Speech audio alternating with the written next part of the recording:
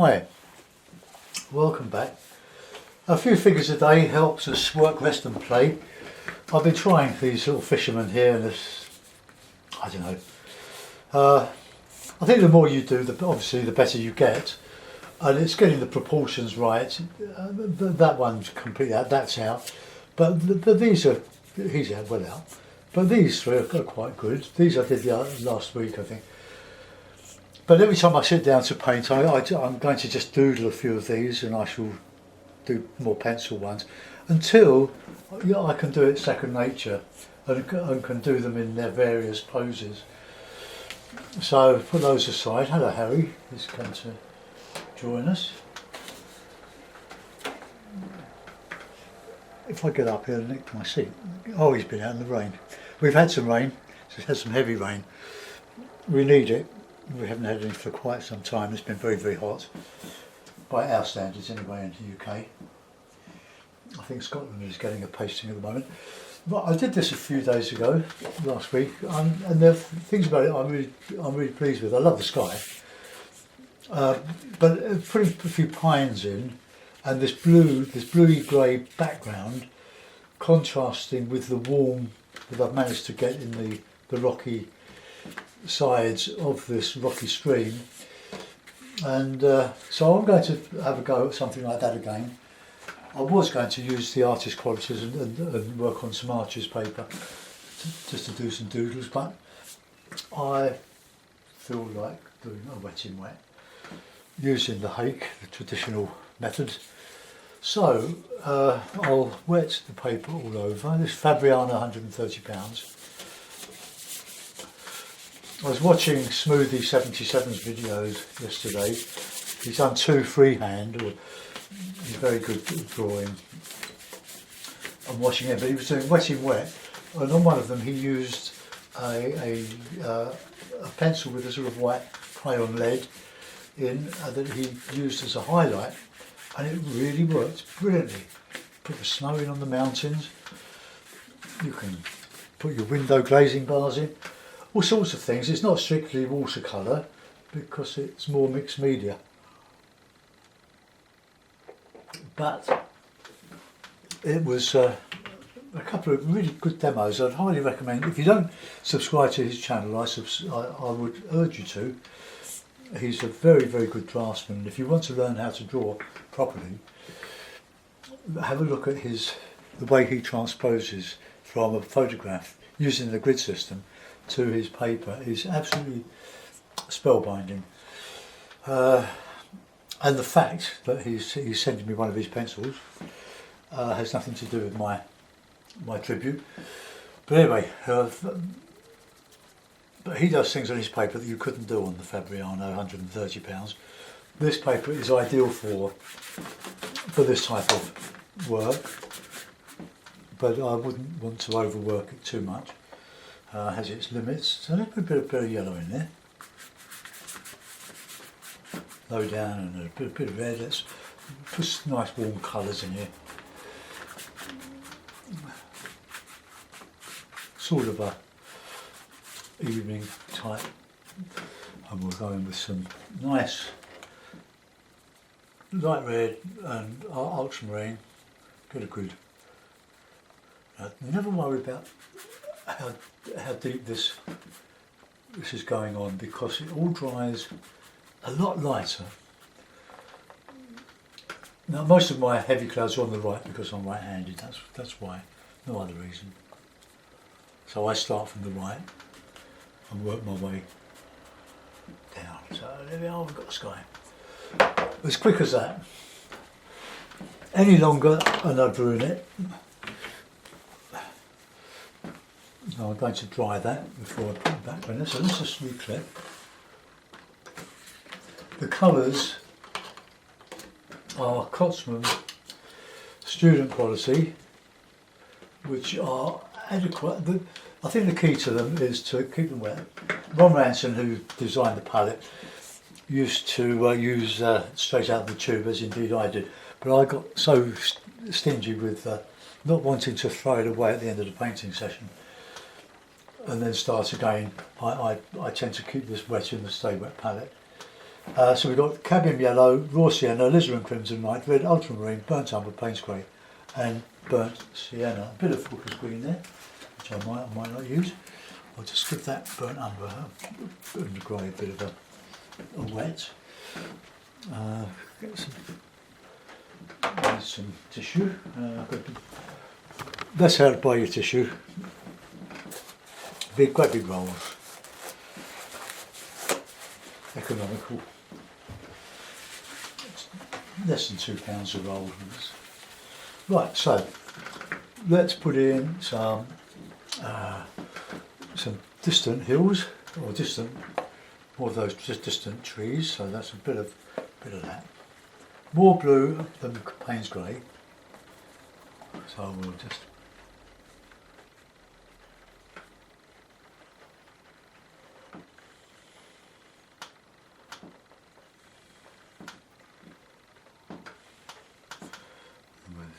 go over there and get in some warm colours under that. So burnt sienna, lovely burnt sienna, and blue.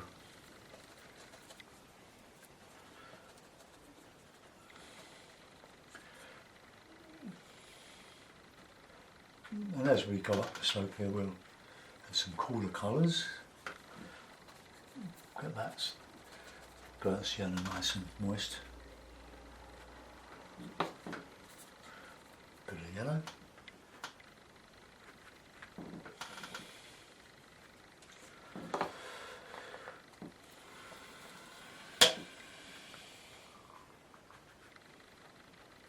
Look, just dotting the brush around, you're using nice warm colours, a bit of light red is there as well. My sienna seems a little bit reluctant to dilute.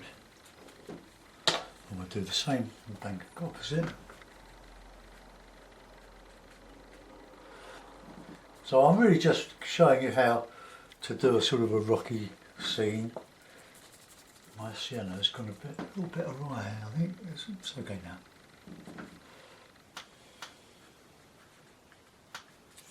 Got some black or some Paynes in there.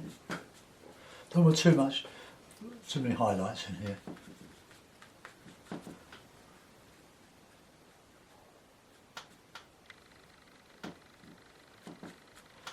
Because I'm going to etch out. Oh, I've got some nice yellow in there. So a bit of green. Why not?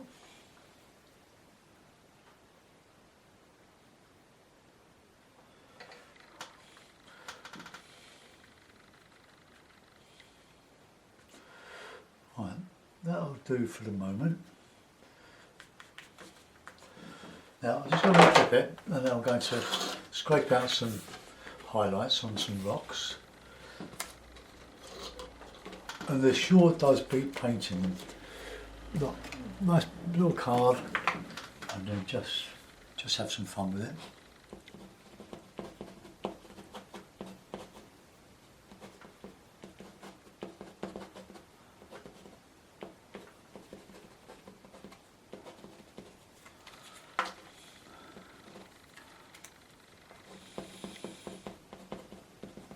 Small as you get into the distance.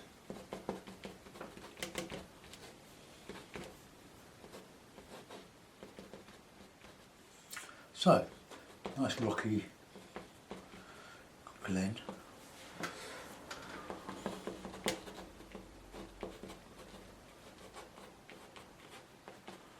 Okay, that'll do, and we'll put some in here. Didn't put this painting dark enough here really, but no matter. Can always go over that and a bit more dark. Right, let's just get some nice warm distance in here. I'll go over that bang, it didn't work. If you do this, you need nice warm rich colours underneath. So when you etch, it will actually show. So let's just put in some nice yellow over there. Put that focus.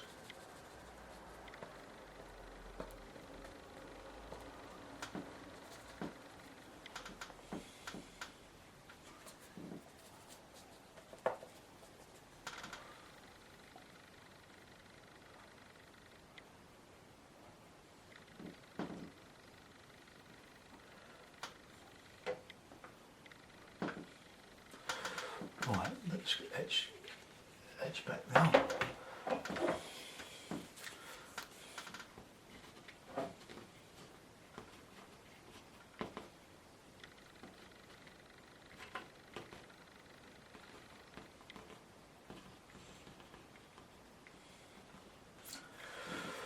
Right, okay.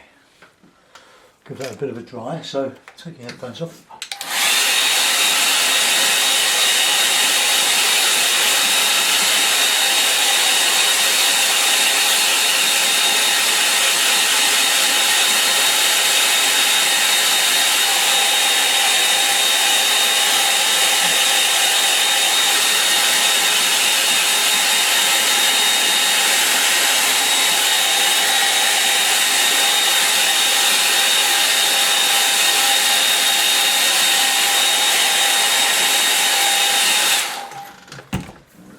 Okay, finish my tea. I'm going to strengthen up in the background here. I'm going to put some pines in. But I want just a bit of a dry brush in that background. So a bit of Payne's Grey, a bit of Ultra. So let's just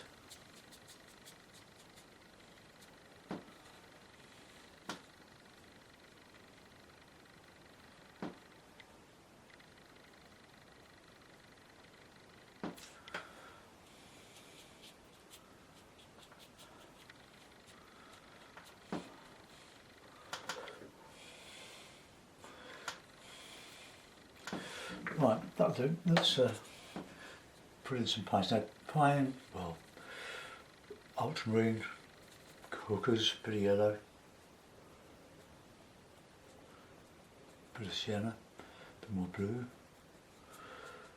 Right, okay, let's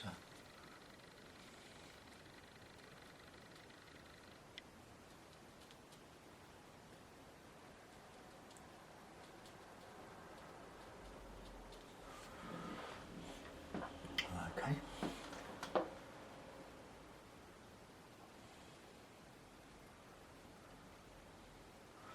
think I'm going to start using hooker's green a bit more. It's such a useful shortcut. There's some darker stuff in there now.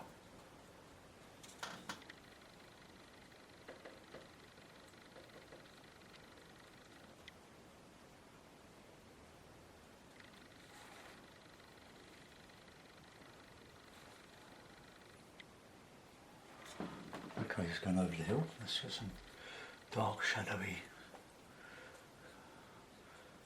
stuff in here.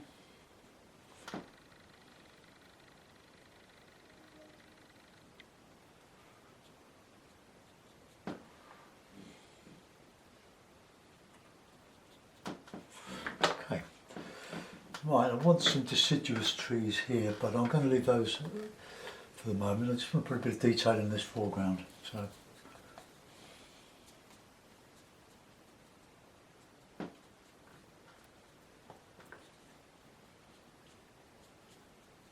Some bushes.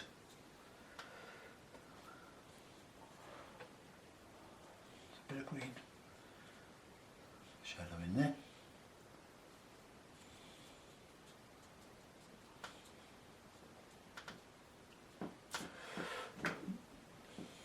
I'll put my fisherman somewhere here, I think, and I might just lift out some of that paint and let it dry.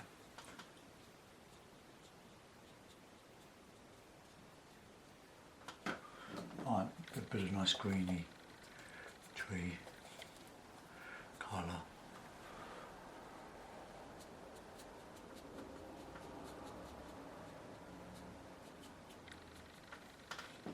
Some darker shadow.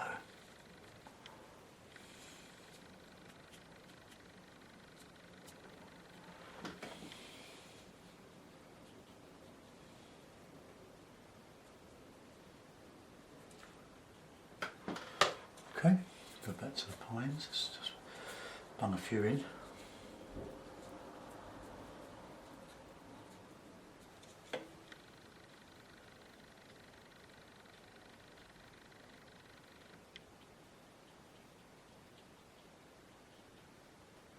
Those over the top there. Not so many that side, it's just detail.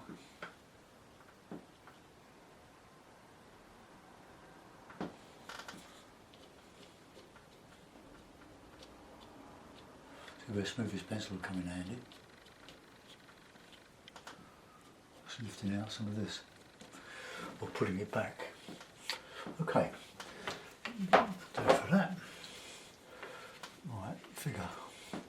So I'm just going to lift out a little bit. A little 1/2 inch brush, just so that I can show the figures standing on the rock ears.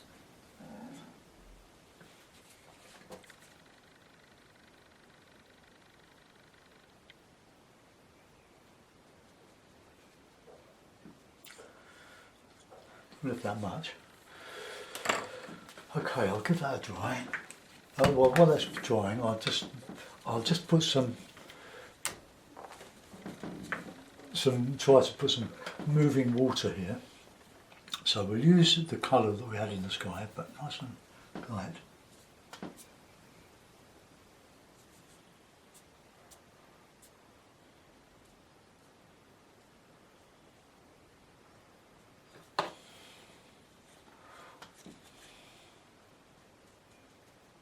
I'll put some of that reflection in there.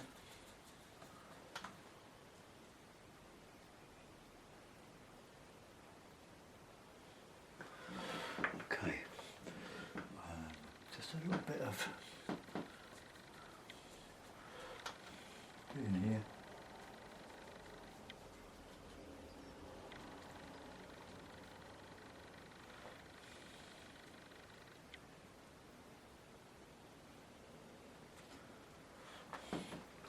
Okay, that'll do. See what happens to that.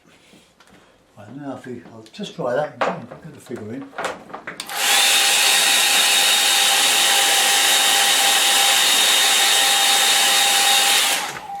Right, we're going to use a bit of burnt umber. I'm looking for another brush here. Oh no, I've just lost it over here. Right, this is an old Japanese brush. So a bit of burnt umber. We said, I don't know if it will show, I hope it does. I'll put that in there. And we'll have a nice red.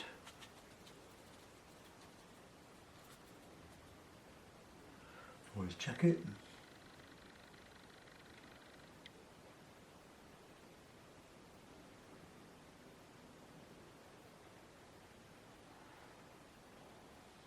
Oh, hand's shaky.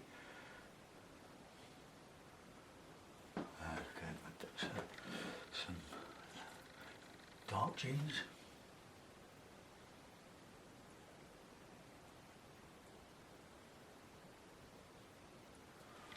Okay, I'll just leave that for a minute and that to dry. So put a bit of a darker rock behind, or in front of him, shall I say. Let's just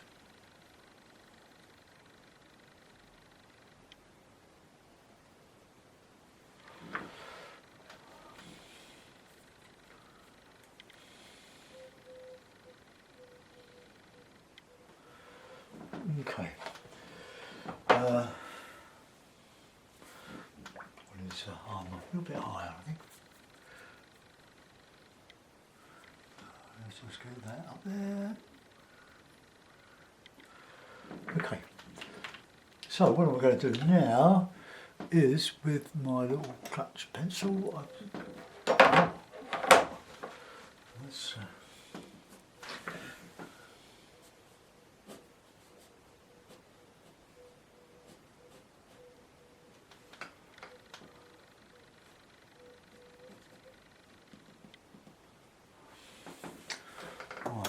My rubber. Where is my rubber in all this mess? Ah, there it is. Just went a bit too far over with the rod. Okay, so it just about shows there. Now a little bit of detail with the rigger. Just a little bit. brown and blue.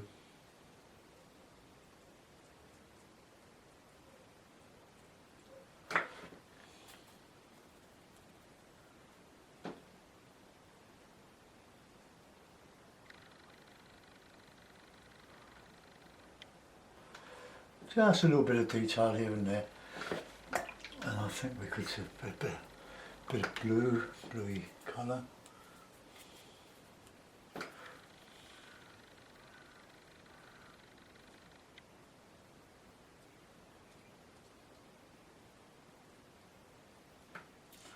Just to indicate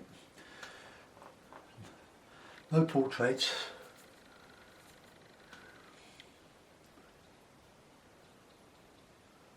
Just little flicks, give an impression of trees.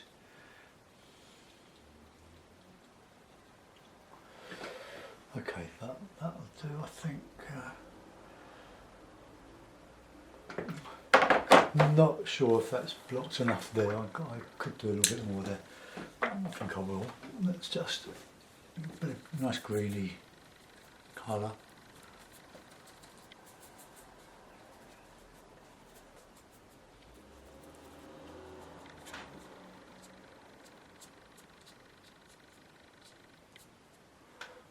Here's dragging on that. A bit darker.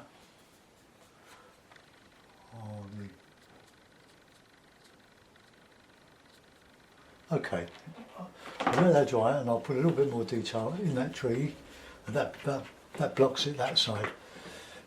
A couple of birds.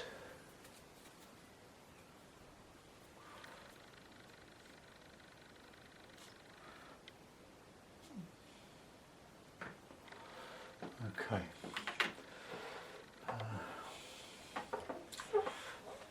I think we could just put a little bit more detail in that water.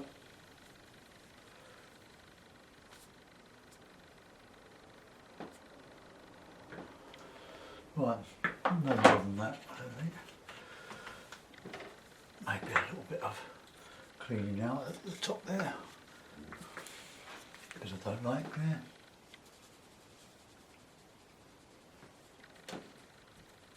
I can just put a little bit of blue in there to reflect behind there. Okay, that'll do. I'll give it a signature and put it in a mount. We'll have a look at it. I think this is the only one I'm going to do now today.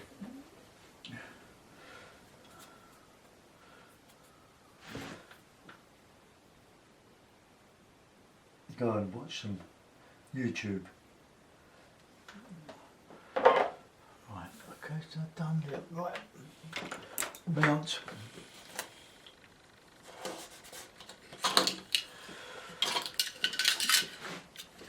What a channel YouTube is, isn't it?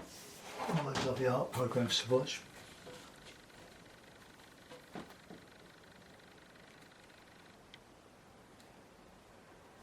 Okay, so it's totally different to the one that I did the other day. You could never replicate it anyway, I don't think.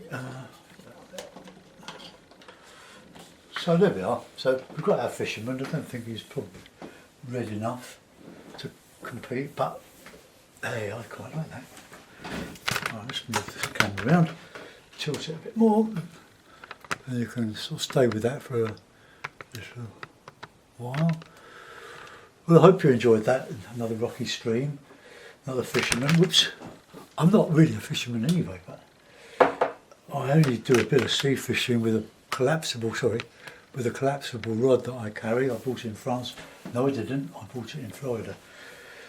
For you Floridians, I bought it from the St. Petersburg flea market, along with a lot of other stuff.